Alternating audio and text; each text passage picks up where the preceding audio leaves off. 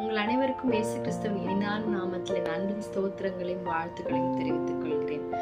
லேயாள் பழைய ஏற்பாட்டு காலத்துல வாழ்ந்த ஒரு பெண்மணி.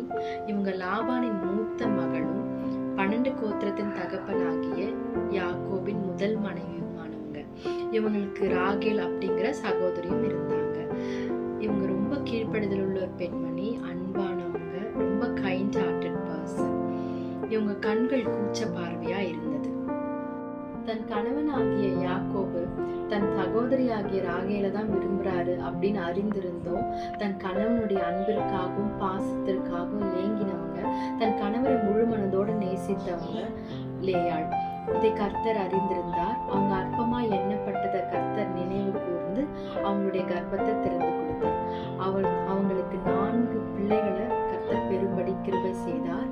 முதல் மகன் ரூபன், அதை தொடர்ந்து சிமியோன், அதை தொடர்ந்து லேவி. இந்த 3 மகன்களுக்கும் கர்த்தர் தன் சிறையிருப்பை மாற்றினார் அப்படின்னு சொல்லிட்டு இனிமேலாவது தன் கணவர் தன்னை நேசிப்பார்னு நினைச்சு இப்படி பேர் வைத்தாங்க. கடைசியா யூதாவை கொடுத்தார். அந்த யூதாவுக்கு கர்த்தரை துதியுங்கள் என்று சொல்லி யூதான்னு பேர் வைத்தாங்க. லேயாள் அனுதினமும் நொறுக்கப்பட்டும் அன்புக்காக ஏங்கி நின்றாலும் கர்த்தர் அவங்களுடைய நிந்தையை போக்கினார். அவங்களுக்கு கனத்தை கொடுத்தார். எப்படியெல்லாம் கனப்படுத்தினார்னா, முதலாவது 4 மகன்களை கொடுத்தார். 4வது மகனாகிய யூதாவின் கோத்திரத்துலதான் மேசியாவாகிய இயேசு கிறிஸ்து பிறந்தார்.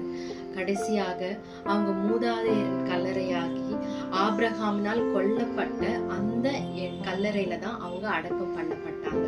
இத்தனை கனத்தை அவங்க பெற்றாங்க. இன்றைக்கு கூட நம்ம நிறைய பெண்கள் குடும்பத்துக்காகவே நம்ம வாழுறோம், நிறைய சாக்ரிஃபைசஸ் நம்ம பண்றோம். அப்படி இருந்தோம் என் கணவரும் என் பிள்ளையும் அதை அக்னாலேஜ் பண்ணலையே, நம்மளை நேசிக்கலையே, நம்ம கொடுக்குற அளவுக்கு அன்பை நம்ம பெற்றுக்கொள்ள முடியலையே அப்படின்னு சொல்லிட்டு ஒருவேளை கவலையிலையும் கண்ணீர்லையும் இருந்தாக்கா நம்ம செய்ய வேண்டியது ஒன்றுதான். லேயாளை போல கர்த்தரை நம்ம உறுதியா பற்றி கொள்ளணும்.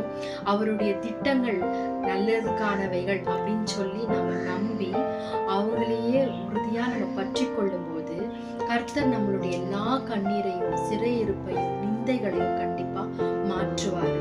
நம்ம எதிர்பார்க்காத அளவுக்கு நம்ம வேண்டினதற்கும் நினைத்ததற்கும் மேலான அற்புதத்தையும் அதிசயங்களையும் அனுதினமும் நம்ம வாழ்க்கையில நடப்பித்து நம்மள ஒரு கணத்துக்குரிய பாத்திரமா மாற்றுவார்.